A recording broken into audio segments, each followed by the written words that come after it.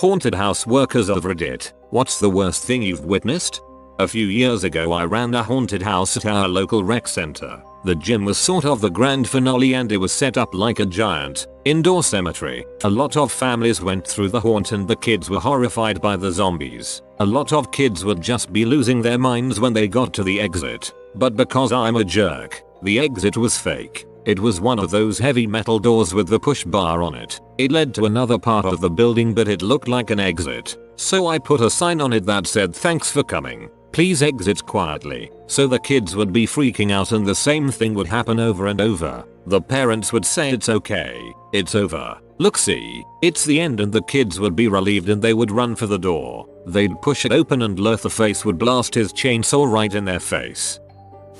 We had a haunted trail and I hurried through a haunted forest at the place I worked when I was a teen. One part of the forest was really dense and had trees packed in close. And at that part of the ride the park owners decked the trees out in all shades of neon glow in the dark streamers and placed black lights to make it really trippy. Usually, as the hayride started into that section, clowns would start flitting between the trees, inching closer and closer to the ride until the kids, and plenty of the adults, lost it. One day, the clowns decided to bring along coolers with beer and have a little party. They ended up getting so drunk that about half of them laid down in the trail to stop the hay truck, and the other half tried to hijack the thing, hollering about raising their pay. Another time, we trail tour guides deviated from the script a bit with a gag about an escaped convict, and a couple people called 911. This is the first story on this thread that made me laugh out loud. Just the image of drunk unionizing clowns. When I was a little kid I was walking through a haunted house that was set up in a couple rooms in a school or something, and I turned a corner and saw some middle-aged woman screaming and violently stomping out some guy who was dressed up as a scarecrow. I think his job was to lay on the ground and just kind of lurch forward at people as they walked by, and he scared the lady so badly that she just started curb stomping the crap out of him. She eventually stopped after he started screaming, and he just kind of got up and limped out of the room. Jesus freaking Christ. I'm a volunteer and I've been punched pretty hard before, but I've never been stomped on. That's brutal. I really hope he was okay. My mom worked at a haunted house when I was younger, somewhere between 6 and 10. She was a skeleton and jumped out and hugged me as we were going through and I punched her in the face. My dad laughed for days. Favorites. Giant boyfriend using his tiny date as a human shield being picked up by the waistband. Large black girl running like heck screaming "My weave, my weave." Gay couple screaming "I'm gay" in defense. We are equal opportunity haunters. We scare all creeds and sexualities. I once made the mayor of my town shield himself with a small child. I was in a smallish room with a steel grate separating me from the folks walking through. It was my job to make sparks on said grate with a car battery. Safe. I know. Anyways, I guess I really timed it right. I have worked 3 haunts, and sparks with car battery seem to be a constant. Hooking up a car battery to a fence on one end and a broken chainsaw on another was awesome since the actor could run the chainsaw along the fence and sparks would fly everywhere. We've had 2 pisses in my house alone so far this season. Opened last weekend. Another haunt at work scared someone into defecating. My sister used to work at a haunted fair type place where workers in the various mazes would keep score of people they could get to pee or crap their pants. Unfortunately, it is closed now because the owner didn't manage money well. When one particular big, burly dude figured out I was not, in fact, a mannequin and I could, in fact, get out of my cage and come for him, he ran so fast he went through one of our temporary walls like something out of a cartoon. Worst for him, funniest for his friends and me. My family used to run a haunted house through my high school years when me and my friends could help out. We went all out. We had built a couple of coffins. We had a small airplane that had been sitting in a junkyard delivered to our backyard that we haunted and let people walk through. We had rooms designed to disorient people with bright strobe lights and checkerboard walls, and a lot of other generally scary crap. In one of the strobe rooms, we dressed a guy up in a checkerboard suit, hat and makeup, and you wouldn't be able to see him plainly standing in the middle of the room. He scared the pee out of a few people. After they were done with that room, they had to walk through me standing in a coffin pretending to be a mannequin. I took it very seriously, and the best one was after a young boy peed his pants in the strobe room. His mom and young sister were standing in front of me, talking to my dad about it, basically shooting the crap. The daughter whispered, "Mom, that doll in the coffin moved," and the mom came right up to me, poked me, watched me, and said, "No honey, it's not real." Well, I was, and still am real, and all three of them pee their pants. 100% ratio on that tour. I worked at a theme park haunt as security last year and moved around the park a lot. I saw some really funny, infuriating things. 1. While working in our carnival area, where we had what were called sliders, they wore pads on their hands, elbows and knees so that they could slide around on the ground and scare people. One of them slid up to a couple and the girl legitimately shrieked, jumped 3 feet in the air, and fell on her ass while her boyfriend laughed. Unfortunately, she'd bruised her tailbone and we had to call EMS because she couldn't walk. The slider felt awful and her boyfriend even worse. But everyone was actually laughing, including the girl. They came back the next night apparently. Bonus of season passes. 2. While working on our alien maze, I had a monster come running out of the maze looking for me or anyone wearing a security vest because someone had clotheslined another monster across the throat and was now refusing to leave the maze. We had to remove him, and the girl he clotheslined had to go to the hospital because he bruised her throat. She was fine by the next day. 3. Possibly the worst and most infuriating. There was a dollhouse maze. This was where most of the underage girls worked, because it was easier to make them look like China dolls. I'm watching the line and a large rowdy group comes through, shouting and banging on trash cans. They were obviously drunk and I had to ask them repeatedly to calm down. When they got to the front, I called for someone to watch the line so I could follow them through the maze. They continued their butt-foolish behavior all the way through, until one of the rooms. This room was lined with mannequins and a few actors, who were very good at staying still. One of the men in the group decides to start grabbing the mannequins, and then he figured out that not all of the dolls are mannequins. He goes after one of the obviously living monsters, and flat out grabs her chest, full on honke action. This girl was 16. She flipped her crap and kicked him the nuts. We had to shut down the maze to flush everyone except her assailant out and then get the actual police involved. I was shocked that someone thought this was actual acceptable behavior. The man was arrested. His group was thrown out without refunds, obviously, and the girl's mother apparently pursued legal action against him, not the park, because she herself worked there as well in our hillbilly maze. Cute story. I had a little kid, about 6 or 7, ask me in the nicest way possible if I was one of the monsters because I have severe eczema. When I told him no, I just have bad skin, he told me that he hoped I got better because he thought I was pretty. Same here with the severe eczema. A lot of people have told me I would make a good monster at a haunt. Kinda cool but hurtful still. I never worked at a haunted house, but I saw the guy get his legs get cut off with a chainsaw. I found out it was a guy who lost his legs in a war, with fake ones, but blood was everywhere. It looked so real. Dang, that actually sounds pretty cool. If I ever lose my legs somehow I will volunteer at a haunted house.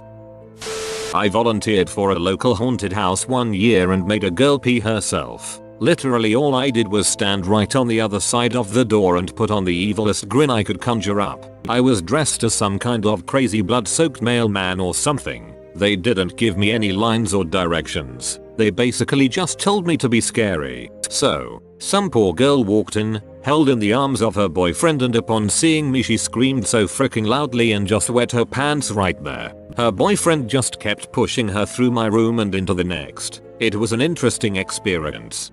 Can you please take a picture of yourself doing said grin?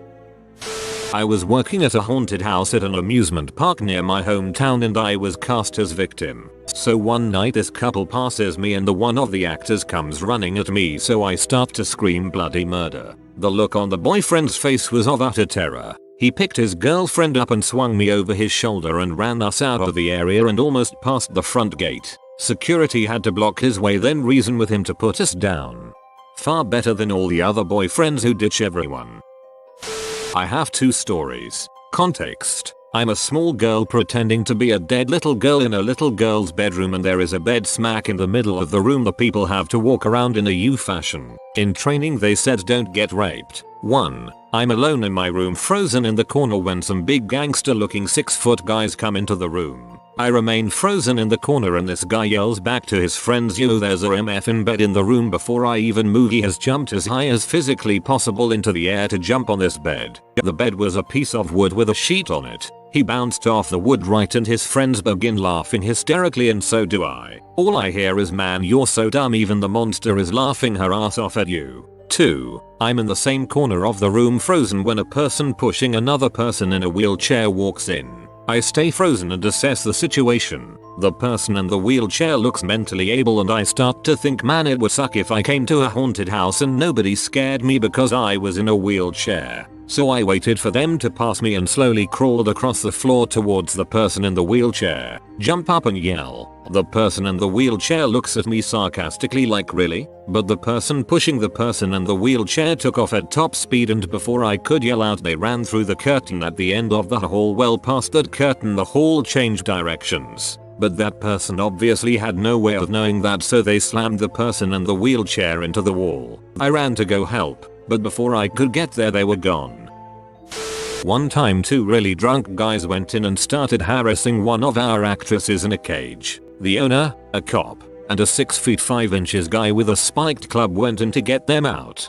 As a haunted house worker, drunks are the worst. If you are drunk, do not go to a haunted house, and if you must, please don't be in butthole and don't bang on things. One of the workers was under a table she pops out of, and she had a large drunk man come through and slam his fist down on top of it. If she had come up a few seconds earlier he could have injured her. Drunks are the worst.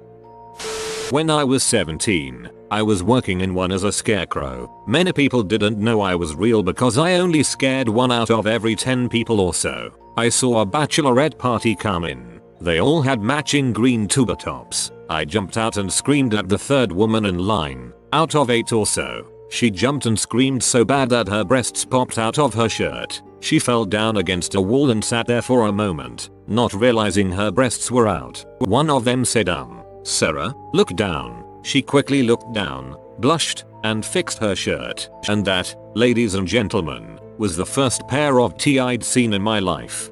Well, you successfully scared the tea out of one. Kudos. My friend's job was to be live bait. That was the term the organizer for the Boy Scouts in my area had. I was the chainsaw murderer to take the bait. Basically, what my friend did was join people's groups at the door and act really scared. Introducing himself as Brian, he would do things like ask people's names, about their kids, and say how creeped out he was. Brian would say that this place wasn't like other haunted house setups he'd been to, that it gave him a weird feeling. He'd gain their trust and act like a normal human being. Walking into the room, he'd signal me, spin around, and say that he wasn't feeling scared at all anymore. He'd act perfectly fine. Still walking backwards, he'd stop right in front of my closet, where I'd rev the chainsaw, and stick it under his left arm. It'd look like I had just impaled him on my chainsaw. He'd scream and yell, run and just scream. Normally, people would be scared absolutely crapless, and run out of the room. Once there was a group with just a girl and a boy walking with Brian. This one girl was not simply scared by this, she was mortified. She faints, and drops straight on the floor. The boyfriend freaks out and ditches her. He drops the tough guy look, bolts, and doesn't look back. So Brian and I are standing there, looking at the girl. I turn off my chainsaw, look him square in the face and say, well, crap. I end up carrying this ditzy glittered up girl all the way back to the very front of the house. I put her in a chair, and waiting for her to come around. When she regains consciousness, she flips again. Because I was a bastard that killed Brian naturally, I had Brian sitting next to her, and he reassured her that he was okay, and not in fact, dead. Then we explained to her that her so up and ditched her with a murderer in the room. We waited for almost a half hour for her to get a hold of her boyfriend, and to chew him out over the phone for leaving her. She refused to have him pick her up, and she chose to wait for her parents by going through the haunted house with Brian. Oh my god, you killed Brian, you bastard. Kid found a dead bird on the ground while waiting outside. As a prank, he went inside and inserted into a sensory box which is a black box where people put their hands in and feel brains or something, even though it's actually spaghetti, etc. So everyone after him got a feel of brains and real dead bird, without even knowing it. This is like a practice question for a tort class. You can practically smell the lawsuit. Having worked in a local house for a few years, I've seen some hilarious things. Among them, a super tough guy who's giving his girlfriend crap for being creeped out. I pop out behind him in full costume as Jason, which elicits a high-pitched shriek from him. He's backing up further until my buddy, in full Freddy regalia, sneaks into his blind spot. Dude runs, slams into a wall and knocks himself stupid. Girl laughed. Was hard not to hide our shoulders from bouncing up and down from laughter. Work the laugh into something maniacal. They sound much better when they are not forced.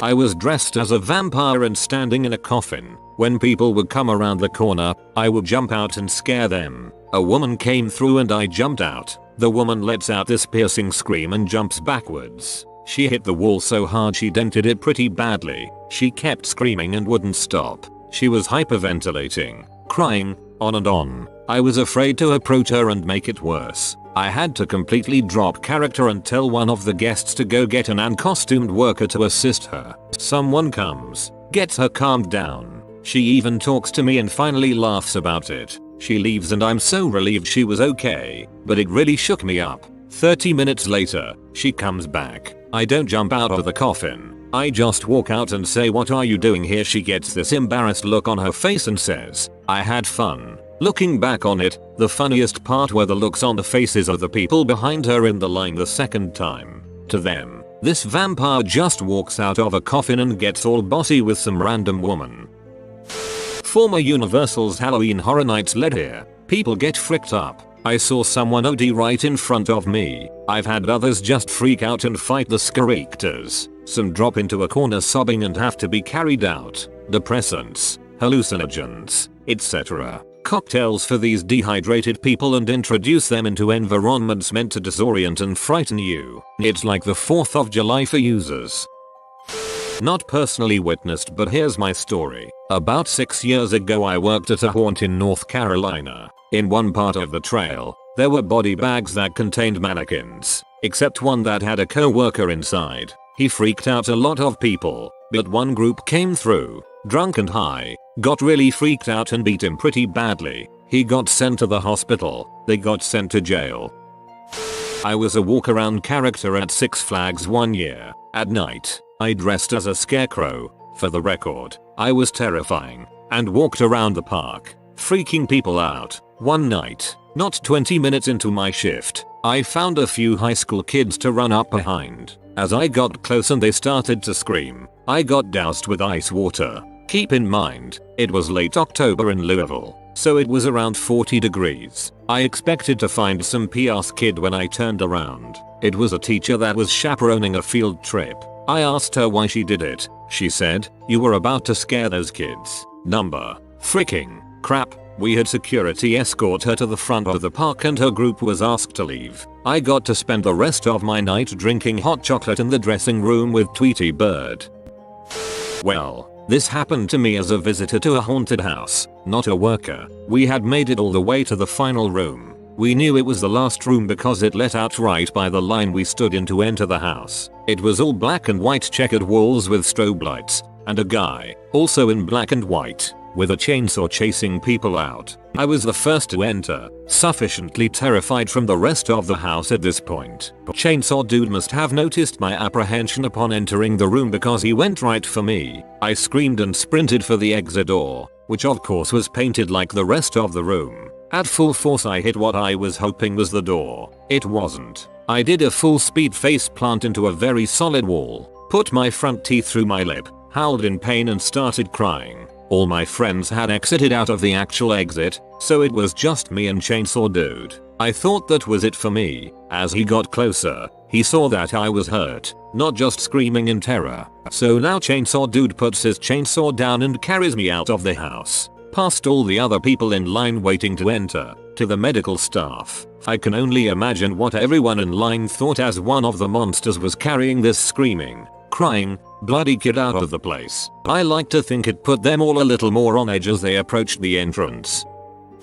Not the worst but certainly funny. I worked a haunted hayride with my sister one year and it was my job to get in line, ride with everyone else and get pulled off the wagon and murdered by my sister at the vampire station. One iteration, there was this teenage girl who was terrified. I sat next to her and pointed out how fake everything looked and how she didn't have anything to worry about. When we got to my sister's station and she ripped me off the wagon and threw me to the ground, I started screaming, "IT's real. Oh my god, IT's real." The look of absolute unbridled abject horror in her eyes as the wagon rolled off into the darkness was one I'll never forget.